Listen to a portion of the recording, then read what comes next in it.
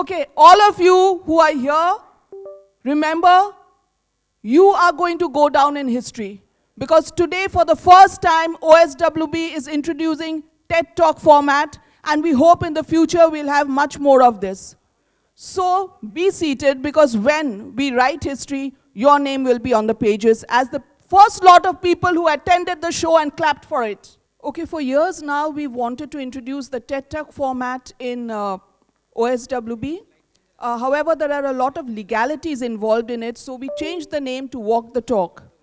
However, we will be doing it in a way where there will be no podium, no laptop.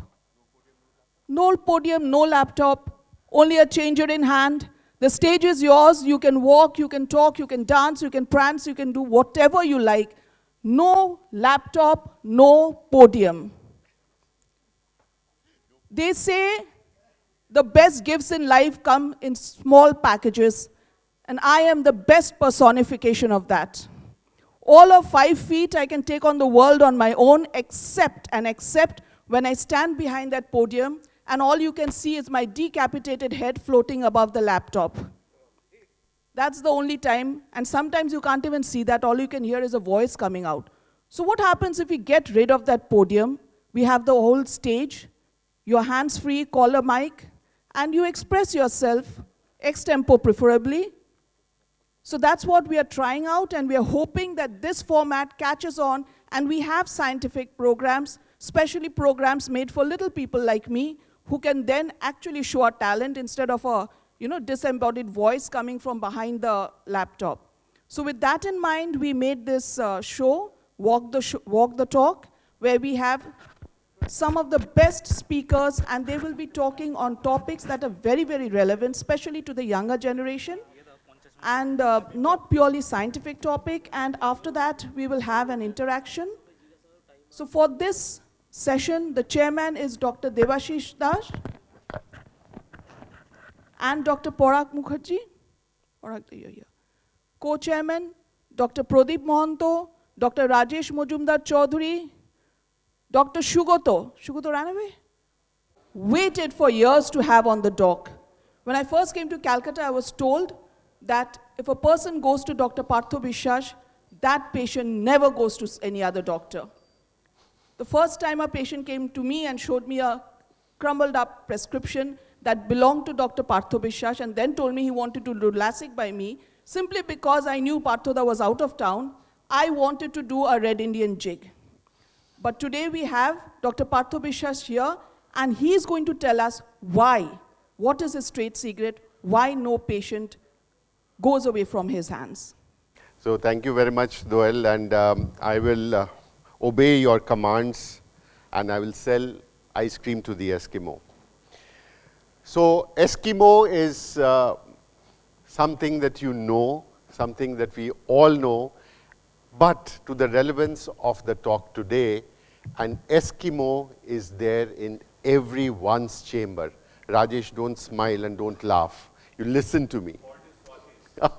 Okay, he's distracting you.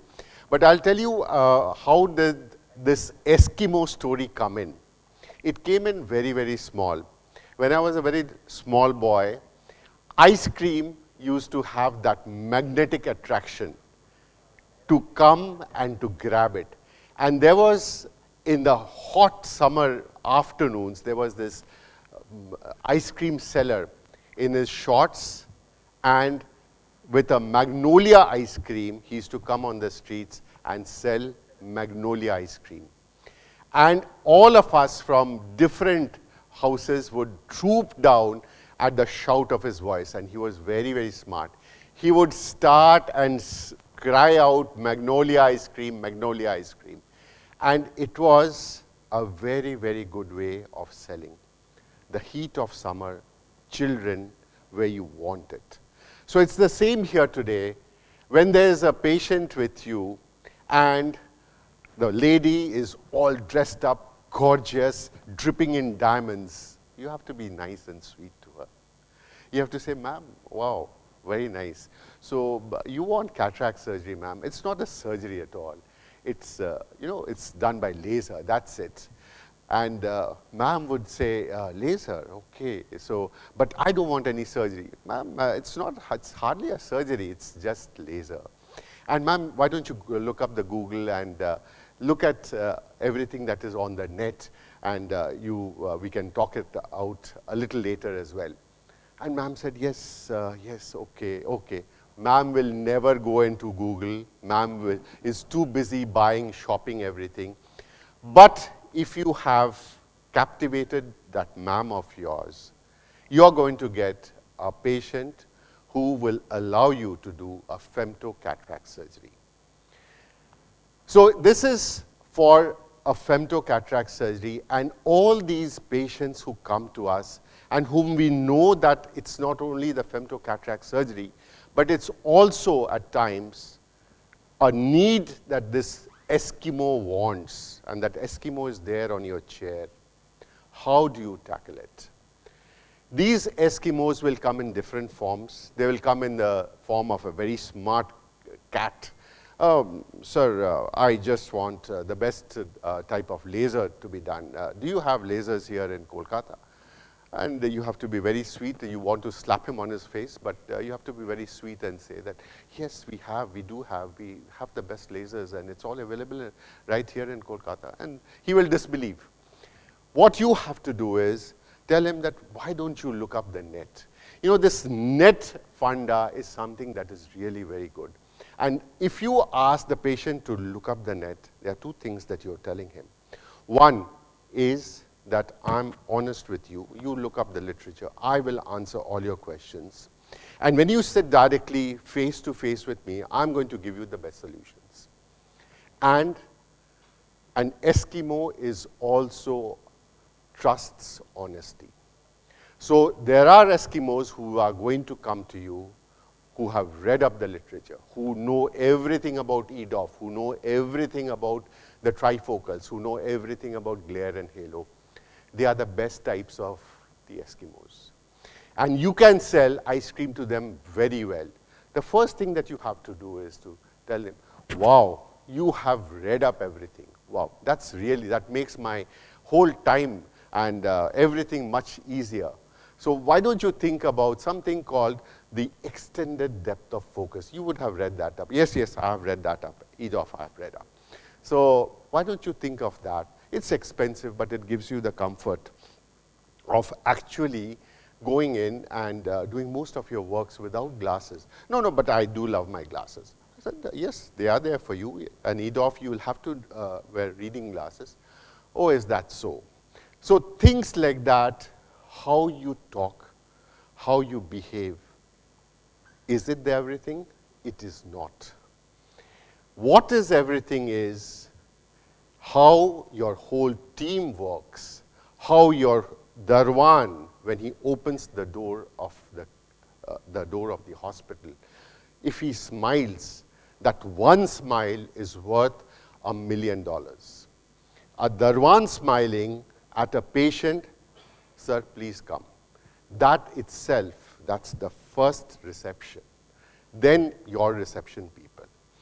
If they are good, smiling, if they have made mistakes and they apologize, that's the second thing that is important. The third thing that is important, when the optometrist is doing a workup, and he's doing a fast workup, he's doing an efficient workup, and the patient has to wait for the next 2 hours to see the doctor himself. It is these 3 levels that are going to work so that that patient is not dissuaded when he ultimately comes to you and he has taken off his cape. He's there to wait. Your optometrist has said that, why don't you read this little leaflet which gives you a lot about LASIK or SMILE. Why don't you read up about femtolaser cataract surgery, and we are going to do these 3, 4 steps for you. So it is patient coming in and feeling that, yes, I am wanted, I have a problem, it is getting addressed right from the doorman to the reception person, to the optometrist, and then to the doctor. The doctor is going to give him just 5 minutes to 7 minutes. But that ice cream is sold right from the door to the doctor's chamber. So these are small things that we have learned over our times. Most of us have done fellowships. And I, in my fellowship days, learned more about what my attitude to my patients should have been or should be when we come from government medical colleges with a huge number of patients to be dealt with. We are not taught how to hold the hand of a patient and bear the depth of his sorrow, of his problems, and of his self. So if we are able to hold that hand with trust and honesty, then the ice cream is sold. Thank you very much. 2 minutes? Has he managed to sell you the ice cream? How many of you? Let's have a raise of hands. Shivashish, would you like to comment on that? Whatever you've heard. Any questions? Anything you would like to discuss? Anything that you don't you disagree with what I've said? I think I agree with sir completely. I think I agree with sir completely on all your aspects. I think it's a different part of private practice, not only the science of ophthalmology, but how do you deal with the consciousness of the patient. When a patient walks in, every patient is different. To judge what the patient wants, what he wants to hear, who knows actually what the patient wants to hear. And I think sir is an epitome of that. There are two who are here who are going to do much better than what I have done. I have not been able to counsel as many LASIKs, not even 1% of that of yours. But I agree with every point of yours that it is, we need to, the point you said, I do practice it sometimes, that I tell the patient then go and have a look on Google. It gives the patient also a confidence boost that yes, the doctor is confident that he is allowing me. Sometimes we say that don't Google, but I think we should do the opposite. We should tell that go and Google. That gives the confidence boost to the patient also that yes, this doctor knows what he's talking about. Partho, there are 2 questions for you. Number 1, in this counseling, how much does charm and charisma play a role? Charm and charisma is always there, Doel. But I think truth and honesty play the biggest role. 80% I think is 80% is truth, honesty, looking eye to eye and saying that I'm doing this for your eyes, for yourself, for your goodness. And I take charge of the responsibility of what I'm doing. And if you have a problem, I'm there for you. Also, as a refractive surgeon, I think in the East, I do believe that we are lagging behind. One of the reasons being the social structure. You know, in the West, in the North, to be very honest, where dowry, marriage plays more of a role, refractive surgeries that is one of the reasons. And we lack that in this part of the country. Do you feel proud as an intellectual Bengali, or do you sometimes regret it as a refractive surgeon? Regrets are definitely there. There's no doubt about it. As I said, I have to be truthful. I regret it, Noel. But again, you remember I'm a Bihari as well. So that's your trade secret, Partha. That's why you're so much ahead of us. This dual citizenship does me a lot of good. Okay. See, I did tell you all the truth would emerge. We would learn his trade secret. So now all of you who want to do refractive surgery, you know which state you have to visit. Thank you, Partha. You have to leave, I believe. Thank you very much, Doel. Thanks a lot. It's been really interesting.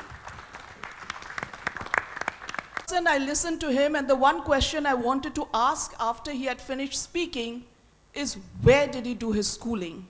Because his English, his diction, his entire presentation was so perfect, it couldn't have come from his science books.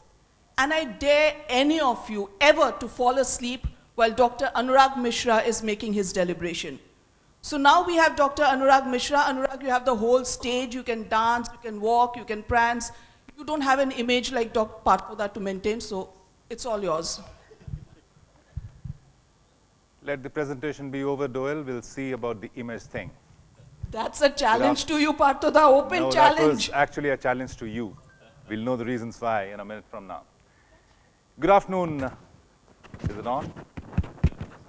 Good afternoon, ladies and gentlemen. Greetings and regards from the land of Lord Jagannath again.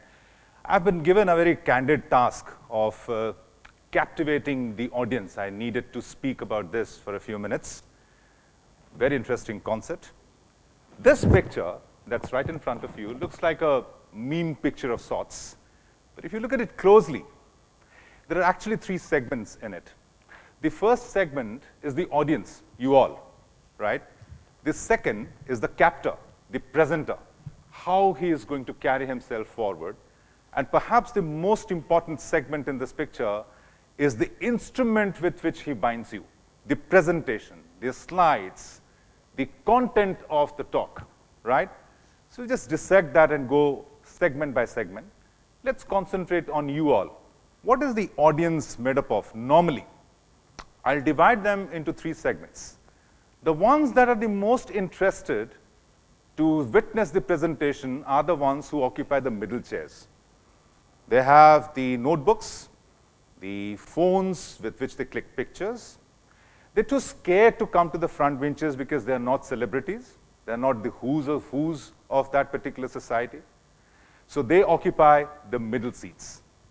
The ones that are there in the rear seats are the backbenchers, obviously engaged in activities which do everything else other than listening to the presenter, like gossiping, like exchanging words, looking at the apps. Some of them even come to enjoy the pleasantries of the air-conditioned room and the comfort of the cushion to make up for what they have lost in the last night. These are the target audience, the target group of the presenter. If you can make them not to bat their eyelashes and to listen to what you're saying, then you are a good captor. The front benchers, however, are the stalwarts. They judge you. They take in everything you give them. And they do all that with their eyes wide open. Well, almost wide open. Well, you have to give some liberty to the people who have been through some tough elections in life. So, you know, the exertion creeps in, right? So the front benches do have their liberty as well. This is about the audience. Let's talk about the presenter now. Several segments. Some people have the tendency to go very close to the mic, and then your breath sounds hit the membrane on the other side, which is the speaker, and then they hit the membranes of the ears as well. So maintain a safe distance from the mic so that your speech is audible clearly all throughout to all the corners. Speech has to be clear. If you have 4 thoughts in your brain, all 4 having different colors, when they come out of your voice boxes, they should have 4 colors as well, so that the audience gets the hang of what you're trying to present. Clear speech. Fillers like oohs, ahs, you know, I mean, and so should be cut down to the minimum. That's eloquence for you, when you don't have pauses in between. So no fillers or minimum fillers. Body language, no hands in the pocket, no cross-arming on your chest, because that always depicts a sort of resistance in your body language. The body language should be calm, cool, collective, composed. When you put your finger out, it should be towards the audience. However, if you put your finger up to the roof and raise your eyebrows and open your mouth wide, it always denotes that you're screaming. And you do scream at times. But some people are lucky that they tend to stay away from the microphone just because of the good company they keep. You know, they learn with time, and they tend to mellow down, right? The beginning of the presentation has to be good. It has to be on a good note, not necessarily with a bang that happens on the stage, but with a bang that comes with the voice and the whole presentation of the captor or the presenter as it might be. The title of your presentation should be catchy, and it should be unassuming for the audience, like This is one title given by some presenter when he wanted to speak something on the proptosis. Fine. Somebody took it a few steps forward, actually, and was trying to explain how to plan the management of a dropped nucleus. He equated that drop with another drop, and this is the title he gave. That actually gave a little overboarding kind of an experience to the audience, and for obvious reasons, they did not like it. Summary should come in the end, but the last sentence, and the reason why it is red-coded is vocabulary and literature sense. I give it the least importance when you're trying to groom yourself as a presenter. It doesn't matter at all. You can be accentual. Everybody in the hall, everybody, that includes me and everybody, each one of you, is likely to be accentual. There's no problem with that. If you call him Surya, it is fine. If you call him Shurjo, it is fine. Both ways, he's equally brilliant and he's equally bald. So, I mean, it's not important how you pronounce his name. It's just that the audience has to understand what you're trying to say. Now, I'll give you two faces. These two faces, one of them is loaded with literature sense. His language hold is absolutely impeccable. The other, not so much. Who lures you more with his thoughts? The answer is very clear. I don't think you need to even answer that. Thoughts, people, thoughts. I did not ask whose act lures you more. It's the thoughts that is important, right? Now let's come to the most important instrument. The background and the font that you choose for your presentation. The background should not be very flashy, because if it is very flashy, then the font you write on top of it is actually not very visible. If you remove the background, then the font would be visible. So how many of you are feeling bored out here? Can I see a show of hands? None? Great. So we are doing our job well. Right. The beginning of a presentation can be in various ways. One of the effective ways is to ask a question to the audience. So the question to the audience can be, how many of you think your IQ is better than your spouse's? Can I see a show of hands now? Can I put up both hands? You can. The rest of the women around? If you want, I can assist you to put up your legs too, up in the air. So that makes four responses coming from the same individual. Right. There can be other modalities too. Start with a tale or a story, or give them an unassuming thing, make a bold claim, and then explain it throughout the presentation. But the presentation should have the proper flow, which should have actually different segments, or the different segments can originate from the concept that you're trying to explain to them. But whatever be the case, the flow of a presentation should have robust science backing it. A few bullet points, maximum visuals. And when you're trying to trim your surgical videos, I would like everybody to remember that you show the segments you wish to show. Do not run the whole video and then try to fast forward when you are on screen or in front of the rostrum. So somebody was trying to actually do this and akin the longitudinal and the torsional movements of the phaco needle, and he became a little unscientific and showed it this way, the longitudinal and the torsional phaco movements. Doesn't work in scientific presentations, actually. You should stay away from such comparisons and just rely on the science. The summary part, there's few do's and don'ts. Brief, own language, do not have the whole presentation coming in the summary, Anurag, and that's how you end it. We'll take you up on your brief. Yeah, I have ended it It's actually. over. So it's not like necessary you for have you to keep it brief now. No, I am keeping it brief. There's only one sentence written. You are looking at the slide, me not.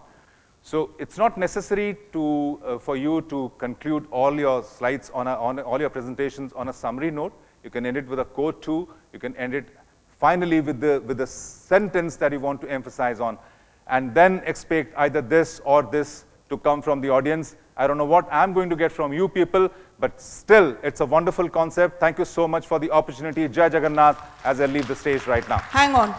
Diptesh. Sorry? Sir, very well Will that presented. rose have a thorn, Parag? I'm just asking. Will that rose have a bit of a thorn? That is obviously, he says. Yes, Diptesh, can we have your question or your comment? Some says a good joke is a part of great presentation. What's your take on that, sir? As long as it's brief and it doesn't consume minutes, it's fine. But when you try to explain the jokes, because a lot of times you do not have a uniform mentation that's amongst the audience. So if one doesn't understand the joke and you have to explain it, if you don't get an uproar from the audience, people feel that my words have not reached the audience in the right areas, and then they try to explain the joke. That consumes precious seconds. So it's up to you, but most of the time in scientific presentations, I would recommend small spurts of humor, but not jokes as in jokes. What about dress code? Whatever you're comfortable with. I'm comfortable with a I'm pair really of... surprised, nationalism being the flavor of the day today in India.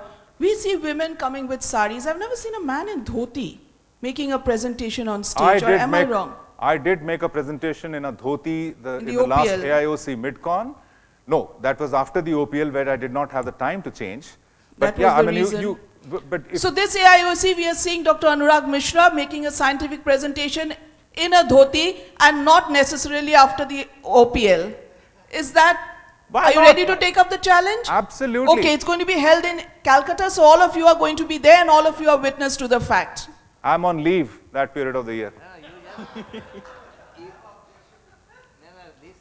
If listeners too, you tell. Of course they can. You're commenting all the time, Manish. Please don't go there. But in secrecy. He does it No, but- blatantly. Don't. Manish and secrecy, please. Coming- Have you coming- ever had a zipper? Coming back to your question, Doyle, on a serious No, note, I we think need to attire move should on. be- We need to move on. attire should be what you are comfortable with is the only thing Absolutely. that I would like to leave you with. Yeah. Anurag, just one question. In normal presentations, can we just leave the laptop there and be at the middle of the stage and present? You can, but not with a setup like this, wherein you would come in the middle of the of the audience and the screen. That's number one. Number two, this TED Talk format is where the whole focus is on the presenter, because he is the one who is trying to explain things, and you look at him and alternate your gaze from the presenter to the screen. But in a scientific presentation, I think the whole focus should be on the screen, because what you're showing them is more important than who is showing them. So maybe you would not like to take the center stage there.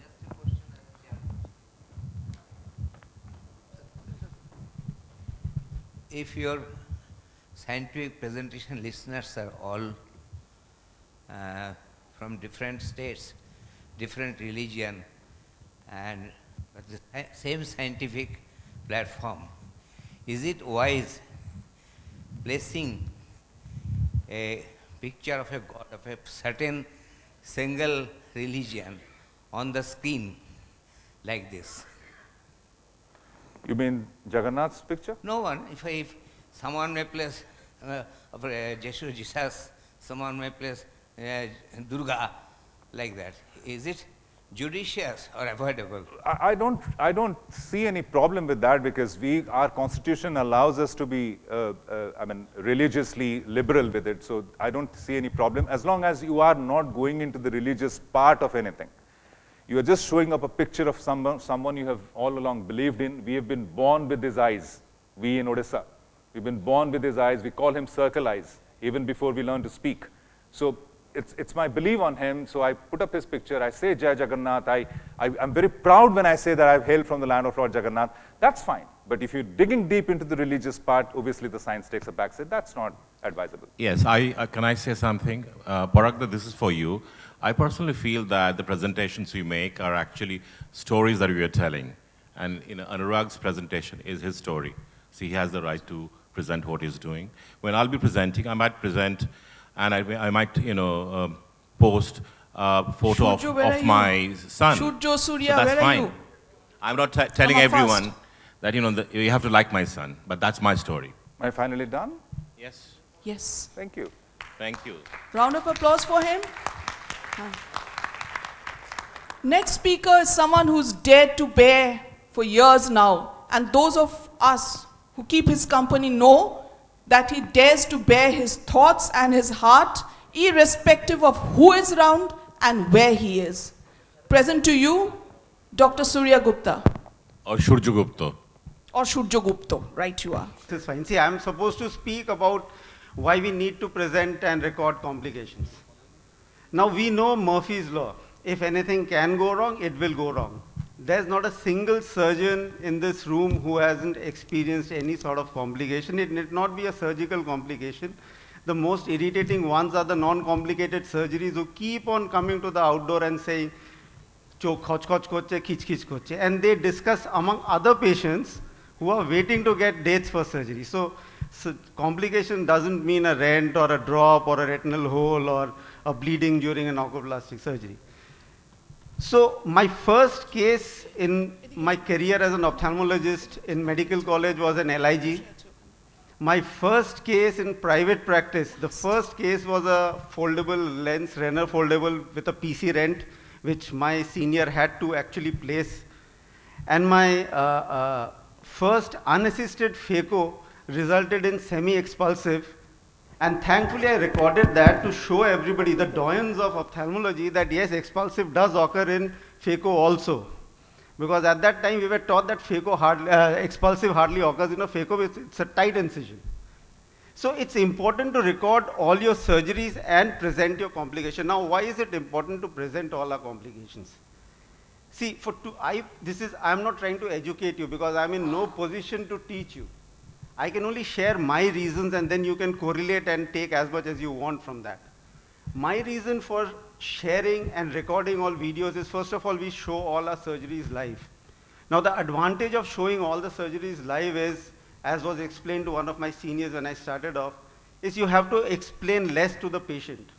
See, you're performing 4 surgeries, 3 surgeries, the first 2 goes off well, and the third surgery takes a lot of time. The layman doesn't understand why is it taking so much of time, but the time, there's a complication. Suppose there's a rhexis extension, there's a dehiscence, whatever. VR surgeons might have a different view of that. So they realized that something was wrong in that case. That's why it took a lot of time, because the first 2 cases went off fast. So then you just have to explain the complication. Secondly, you know, everybody has complications. You cannot avoid them.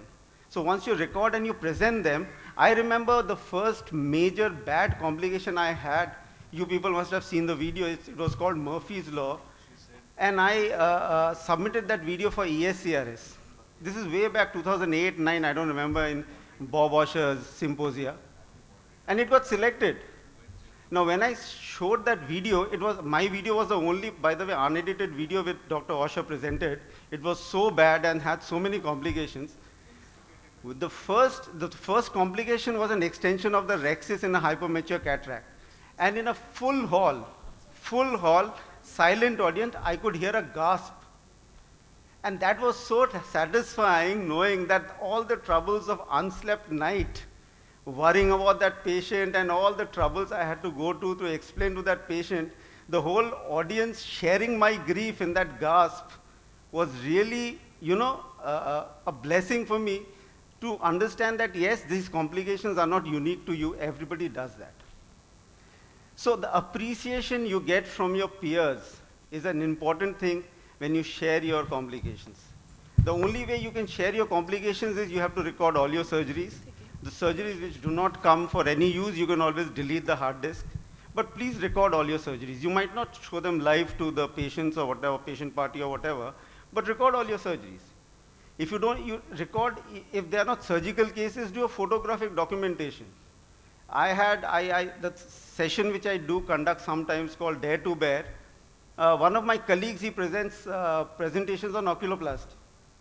So all his presentations are photographic evidence of cases which he has progressed over the time, which have developed complications in oculoplasty. So there's no videographic evidence, it's just photographic evidence. So you have to record all your work and then you have to present them. Now, another advantage, you just admire all the great doyens we have here, like the great speakers we have in this session, or the famous names in ophthalmology who we so often complain that they are sharing all the stage presence and the other people are not getting any presence. How have they become famous? Most of their surgeries or presentations are regarding how to manage a difficult case or what complications they have encountered and how they have managed that. Nobody has become famous by showing good phacoemulsification or a standard detachment surgery or a standard ptosis surgery. It is always while doing ptosis something got torn and then how I manage that. It's always while doing phaco, how a rent occurred and how I manage that. Or it's always while doing LASIK, how the flap disappeared and I managed that. It was never I did a standard LASIK, see how great surgeon I am. But you never know which case is going to have a complication. Now the recording systems earlier was very expensive. Now you have various options of recording. It's very simple. Just attach it to your microscope and record all your surgeries. See, another thing I understood by presenting was that people get to know you. Now, the one big advantage I personally, again I said it's my experience, which I encountered was, less people badmouth you. I have experienced personally. When you have a complication, people will float around. Their relatives will take them to their favorite doctor, then their relative. I have had doctors calling me up, তোর patient এসেছিল, আমি দেখলাম, কিছু বলিনি. But this is the response. So it saves a lot of time and it saves a lot of hassle. Believe me, see, when you have a complication, for the whole night you are, what I experienced was, I was talking to one of my friends, he said, "Hai, theek bole jish." Only the street dogs and you are awake that night, wondering what is going to happen, what the patient is going to present with the next day. When the sleepless nights you encounter when you have a complication, it all pays off, believe me, when you are on stage and you present that case and you get a round of applause from the audience. That was a very nice complication you showed. And believe me, the audience enjoys seeing complications. The very joy that man has also suffered, or that man is also suffering more than me, brings immense joy to the population, believe me. Should your time? Yeah, so my suggestion is that record all your findings and surgery, document it. My friend has published a book by just clicking pictures of all the complications of oculoplasty, and show all your surgeries, show all your complications, and believe me, the complications only pay off. Nothing else pays off. Thank you. And now may I request his dear friend, the one who is an expert on complications, Dr. Arnob Bishash. Please comment on his presentation. On his presentation, it's Also on him if you want to. No. That's Could fine. be a personal relation. I believe in documentation, and I have been practicing it for last 20 years, almost 20 years. And still I document, I still don't present, but I still document. Now the mobile cameras are in. But it is a must to improve yourself and to enhance your quality of surgery. At time when you have, look at your own surgery, and then you can understand what flaws you are making and how you can improve yourself. So not only presenting to others, seeing your own surgery makes a lot of a difference. Anyone from the audience? Any questions, any comments? Tell me, Shurjo, while talking of complications and showing complications, do you, not as in you, for all of us, do we show only our complications? Or do we show someone else's complication and then say it's not mine, even without mentioning the name? Like, it's not my complication, someone else's complication. I don't think so. They do it on purpose. Suppose I'm not somebody talking is. about purpose. I'm saying, is it okay to do so? It's okay. So I'm Suppose you asking have an invited session or somebody, for an example, not naming anybody, some youngsters, they have to present. Now they are asked to present. They themselves haven't encountered any, per se, presentable complication. So the senior who assists them, or whom they assist, or with whom they are working, it's perfectly fine to take their presentation and just present so that they get the feel of getting on stage and talking about complications. But if a senior surgeon, I don't think anybody does that, because we don't have to run after complications. Complications are running after us. That's the take-home message at the end of the day. Complications are running after us. Before Surya leaves the stage, I want to show you it's the only 10% of his complication he's showing. Rest of the documentation I have in my mobile camera. Because I see his post-op first day and I know the number of complications he makes. That's what I was waiting for. That's what I wanted from you. Our next speaker is someone I call leader of the brat pack. He looks as innocent as his mind is devilish. I present before you Dr. Manish Singh, who will tell you how he manages and balances both his images as well as his life. Good afternoon. So I am supposed to speak on the work-life balance, and when I was making my presentation today morning, my wife saw the slide and she said, "You are speaking on work-life balance? Do you even qualify to speak on that?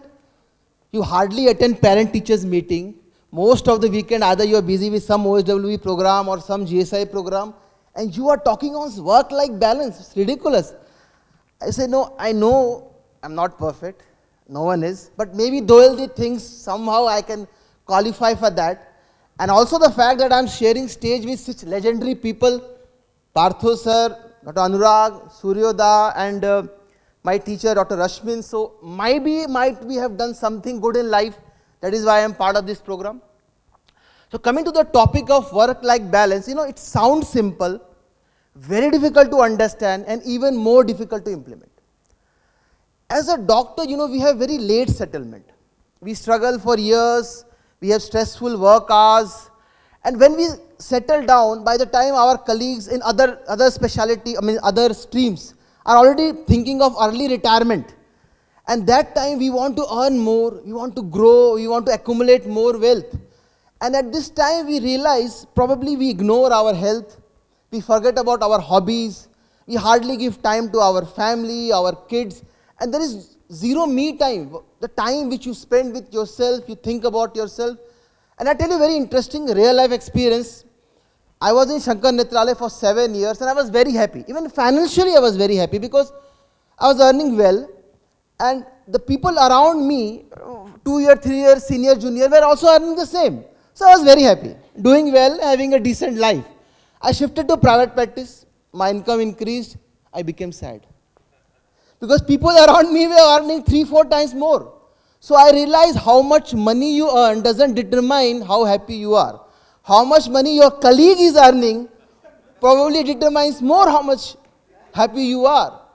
So that's very important. We have to understand our happiness is our responsibility. Why are we depending on others to make us happy? The day we are happy with what we have is the best time in our life. And this desire to earn wealth and accumulate stuff is never ending. Even if you have the biggest car in the city, there is someone who will have more than that. You may earn lakhs, someone might be earning crores. Even Mukesh Ambani also might be insecure. He also might be eyeing to be someone else. So there is no end to this desire. This is a very interesting line I came across by Mark Twain, that there are two most important days in your life: the day when you are born and the day you realize why. The second thing is very, very important. And we are not born only for doing cataract surgeries, making presentation, running after money, paying tax. Life is much more than that. Let us all write down, and we all have papers and pen and mobile phone. Who am I? I am a doctor. Aniruddha Maiti, you are a doctor. What do you do? You see patients. Dr. Anurag, sorry. Oh, I'm so sorry. Whom do we do it for? We all do it for our family, for ourselves. But the last question is probably we forget to ask. What do they want from us? If you go home and ask your wife, what do you want from me? She won't tell you, I want a big car. She won't tell you, I need more money. What she'll tell you, why don't you keep your Saturday evening free? Let us go and watch any movie. Maybe animal, whatever. If you ask your son, he'll tell you, Dad, why don't you keep your Saturday free? Why don't you come for our annual sports day? This is something, the last question we all should ask our family. What do they want from us? And then we will understand what is the purpose of life. What is the reason why we are working day in and day out? Work is just a part of our life. Don't make it your whole life. Now coming to some solutions. Define what you want. Sit down with a diary, write it down what you want in life. And be realistic. If I say I want to be a bigger ophthalmologist than Partho sir in next 2 years, or I want to make a hospital bigger than Disha in 5 years, look, have a realistic plan. Make a realistic plan, something which you can achieve in 5 years, 10 years. Prioritize health. Jahan hai to jahan hai. If health is not there, sab rakha rah jayega. Everything will be waste. You have to prioritize health. All the money, everything will be waste if you don't have health. Prioritize your family. And this is something I realized from my whole life. Spend time with your parents. They are getting old. Maybe 5 years, 10 years down, they won't be there to be with you. Spend time with them. Because later on, you will regret, I missed that opportunity. Don't do that. Spend time with your family. Because when you will fall ill, you will be in crisis, they will be there for you, helping you. Your parents, your patient will not come. They will move from one OPD to other OPD. They may at max feel sad, but they will not come to help you. Your family will come to help you. Prioritize them.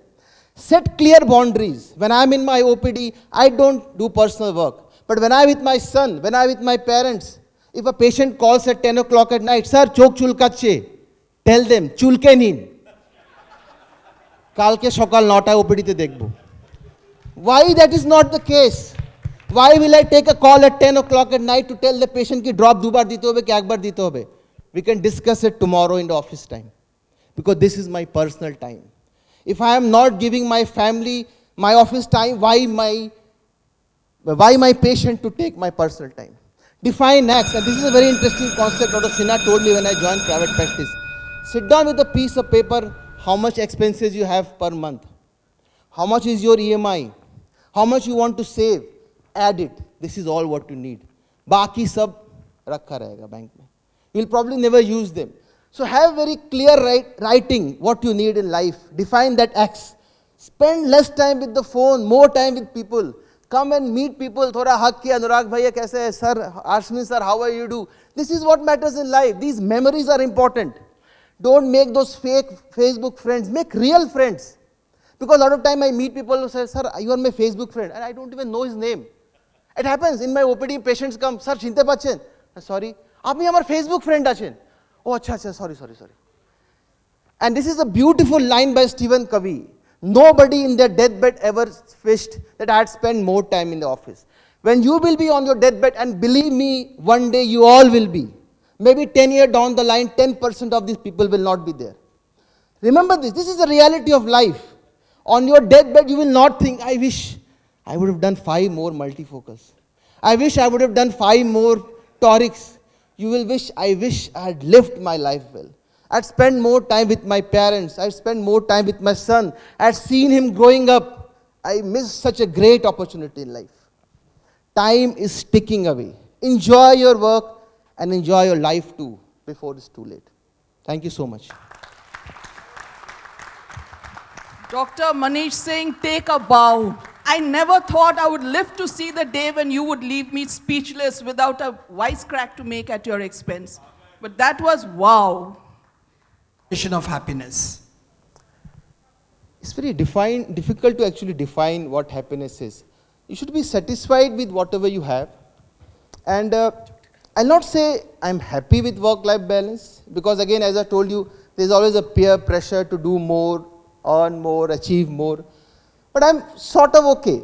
I'm doing well, and I'm taking effort to make sure at end of the day I'll feel, I may be sounding a philosophical, but since I feel I've crossed 50% of my life, so I'm in the second half or the 1/3 of half of my life, so probably I just think maybe make better use of the time, spend more time with friends, do what makes you happy. Are you playing more? Sorry? Are you playing more? Are you playing more? I don't know what it means. Work and play. The name of your topic was working and it can have a lot of meaning. Manish, it's astonishing, it's very nice. Next time we want to see both of your hands. Sure, sir, sure.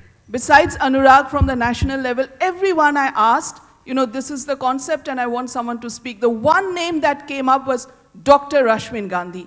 And they had different things to say about him, but the 3 things that they said about him: excellent speaker, excellent sense of humor, and a razor-sharp wit.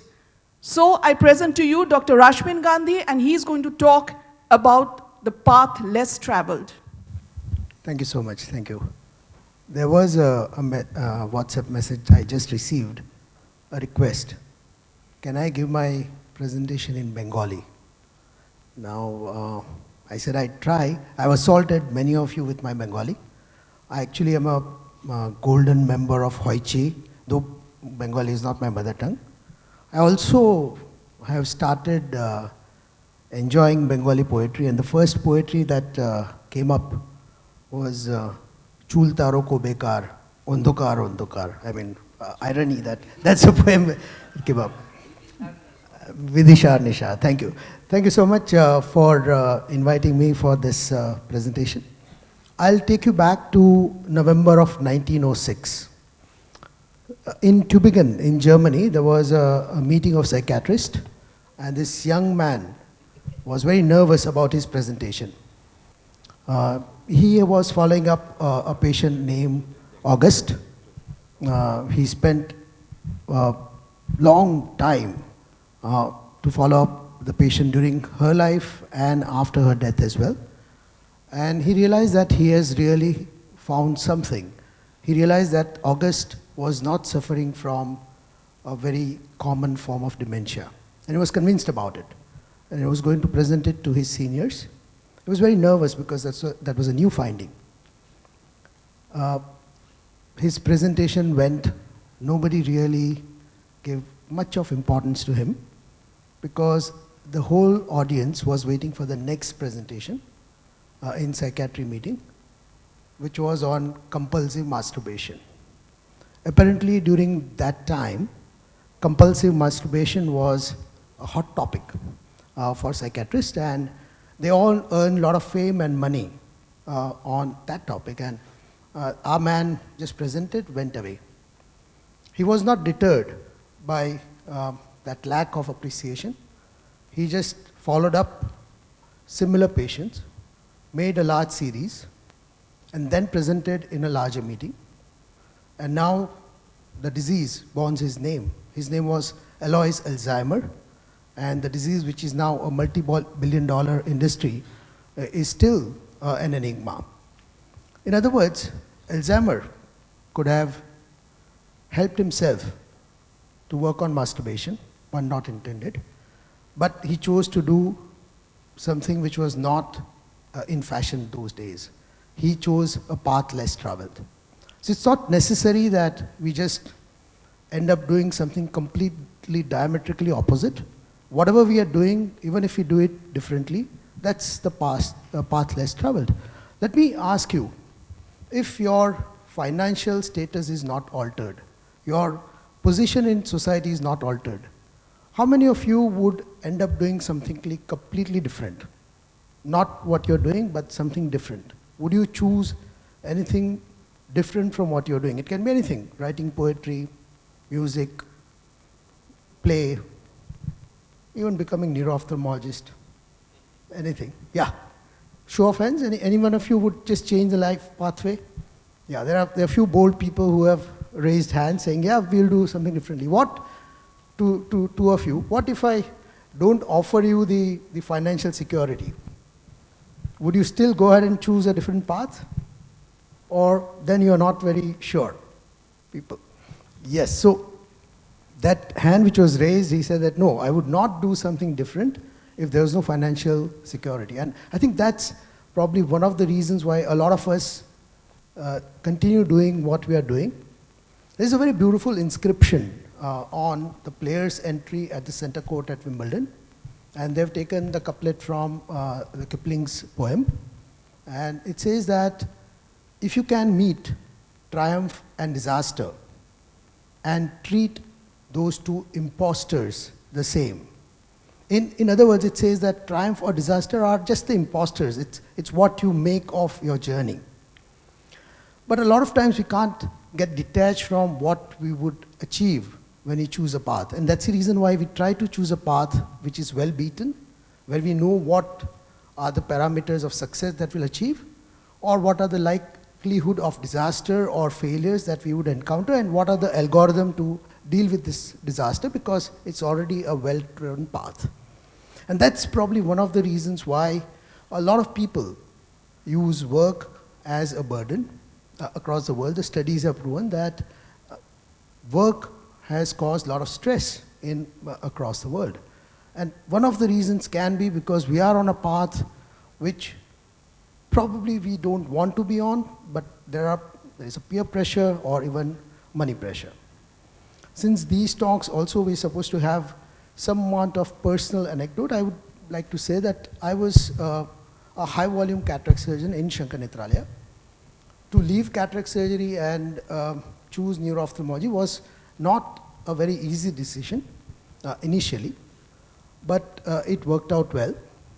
I always love to travel and to work in Africa, leaving India and to manage projects in Africa has always been a difficult task, but something which has been fulfilling. So, path less trodden is filled with uncertainty, is filled with problems of a lot of financial or even social rejection, but it also includes a lot of personal and I'll just end with Robert Frost's poem, which I think the title that Dr. Doyle chosen was probably a take on Frost's poem, that I had two roads in front of me, and I chose the path which was less trodden, and that has made all the difference. Thank you so much. Any of the discussants here? Arnob, are you there? So, Rashmin, there is always an uncertainty. Whatever you love, whatever you have in mind, you want to follow that, but there is no financial security. So, how to decide that, okay, I will follow my heart and let it go what I am doing? So personally, I mean, or maybe, yeah, I would say the experience has been that if you follow what you really like, most of the time, the financial part does somehow, universe, I think, I guess, conspires to take care of your financial need. I think, I agree so much with Rashmin that it is so important to at least have that, gumption and that, guts to do what you really want to do. You may not be able to achieve that 100%, but if you do not try, you'll not be able to do that at all. If you try, you'll be able to, achieve that to some extent. And that is very vital because you need to know that, yes, I've tried to live the way I wanted to live. Otherwise, it's really, it's not really worth living, I feel. Yeah, as Manish said, you partly living for others, or your thought process is governed by others. Yeah. Brishti?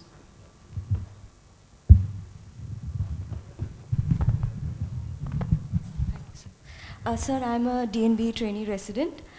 Sir, I would like to ask you how important and how early should we start daring to dream?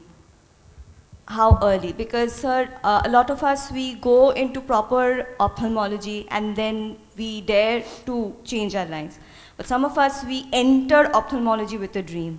So how early should we, like how safe is it? I think I'll flip the question. Obviously, younger you are, you keep dreaming. I think the flipping question is till what time you should keep dreaming. And my answer would be till you end your journey here on the life. Because I think there is no end to what you can dream and how much you can dream. Thank you, sir. I can't plan anything new in my life, the age I have availed, but I divide my day, and actually not divide, I spend my end of the day in a little nice fashion. Till 10 p.m. it is People's Day. After 10 p.m. I just stay in a single room. I love music, so 15 minutes I see for the classical music, and for 15 minutes I do my Facebook old song music. After that, in the bed I see old Hindi, Dilip Kumar, and Bengali films, and sometimes English films. And in this cultural part, every night, sometimes I go for geographic, some maps and other things to learn the whole world, and some history part in Mughal time, or anything in the literature. This way I end up my day for last 2 hours, and that every night. This is not planning, this is just hobby type. Sir বাংলায় জিজ্ঞেস করছি হ্যাঁ বলুন আপনার financial security যদি থাকতো আপনি কি ফলো করতেন বা আমার মনে হয় আপনার আছে তো what you want to do না আমি তো করছি সেটাই তো আমি করছি আমি ক্যাটরাক সার্জারি ছেড়ে দিচ্ছি আমি সেন্টার ফর সাইট ছেড়ে দিচ্ছি no so I mean probably no, I don't think maybe, yeah, a few years ago, I was very keen that can I become a writer, can I write? But I realized that that was just a dream. I tried writing and I realized that I was not very good at it. And I mean, that's an expression, that's an art. And I don't think I can learn it, so. No, not with you. Yeah, you can disembark, actually. Yeah. No, I'm just, I mean, it just crossed my mind, and I would address all of you from the standpoint of a professional cricketer. I was one, I am one. So it's very easy when your captain asks you to go out there and bash 30 runs or 15 balls. Your job becomes very easy. What is difficult is when you're chasing, and you have a target of 213, and you have the whole team with you, you know that you've got 7 batsmen, and how you pace your inning so that you get there. I say this with emphasis, I attend OSWB almost every year. I have never, ever witnessed this kind of a session. Ladies and gentlemen, please join me in giving a standing ovation to Doel, because this was her brainchild, and this is a fantastic session, one of the best that I've ever attended in my life. You deserve it, you're getting it now. That was Anurag making up for the ragging he's going to get for putting my pictures up there. But OSWB, I have good news for you. As Dr. Rashmin Gandhi has said, you know, the path less traveled, we have the choice. It's ending up. Okay. We have OSWB people, we have the choice. We can walk on the regular path, be an ophthalmologist, and we have so many subcommittees that are providing us with, you know, where we can follow our passion, the Bookworms Club, the Canvas and everything. So I think we are lucky we can balance our lives in that way. And on that note, we are ending this session. We had certain glitches with the mic and everything, but I hope next time it will be better. Thank you so much for attending the session. These are small mementos, and they have been sponsored by Sun Pharma.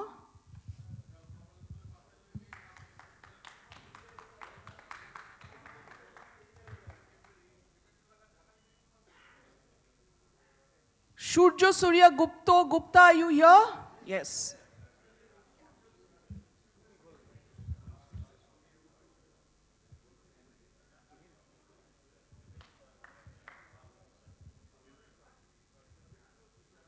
Dr. Manish Singh?